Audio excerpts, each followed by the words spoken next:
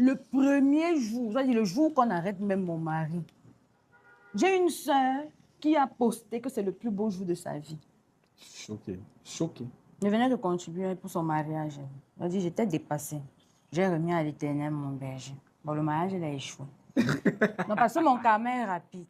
Dans la même semaine, bon, parlant toujours du premier jour, j'ai vraiment quelqu'un avec qui je m'entends bien jusqu'aujourd'hui. On est très liés. Quand je l'ai appelé pour lui dire que je voulais le numéro d'une personnalité là et tout, il m'a dit, je te rappelle, que ok, je te rappelle. Et puis, il a fait 1 an sans jamais rappeler. Et tu sais quand on s'est revenu? À la morgue, le jour de la levée de corps de sa femme. Ah. Et je lui ai dit, ce jour-là, que la seule maladie, ce n'est pas la hernie. C'est pour dire qu'on peut mourir d'autres mots. Pour dire que la prison, là, ce n'était pas le pire des cas. La mort est pire que la prison.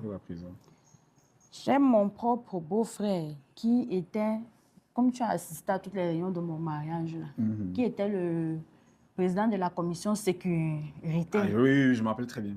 Qui était au CED, là où on a gardé mon mari, qui n'a même pas eu la décence de décrocher le téléphone pour me faire une facilité alors que c'est un baou là-bas. J'ai remis à... Adieu. Il a ses maladies qu'il a maintenant, moi, il remet seulement à Dieu. Moi, il remet toujours à Dieu. C'est Dieu qui gère les karmas. Des cas comme ça, il y en a tellement eu. Et pour être honnête, ça fait mal. Ça m'a blessée. J'ai pleuré. Moi, quand on a arrêté mon mari, Trésor, j'ai fait 1 semaine sans dormir. C'est même, je crois que c'est le 7e jour que j'ai un peu tapé sur Internet pour voir si c'est normal. Et j'ai appris que généralement, c'est à partir du 10e, 11e jour sans dormir qu'on meurt. Donc, j'étais obligée de trouver le sommeil. Et j'ai aussi compris pourquoi les hommes nous disent que pleure, tu pleures. Même si c'est le deuil, non, le sommeil va seulement te prendre. Donc, j'ai dormi. Oui, mais j'étais traumatisée. Des cas comme ça, tu vois, il y en a eu. Les gens m'ont fui. J'étais devenue une paria.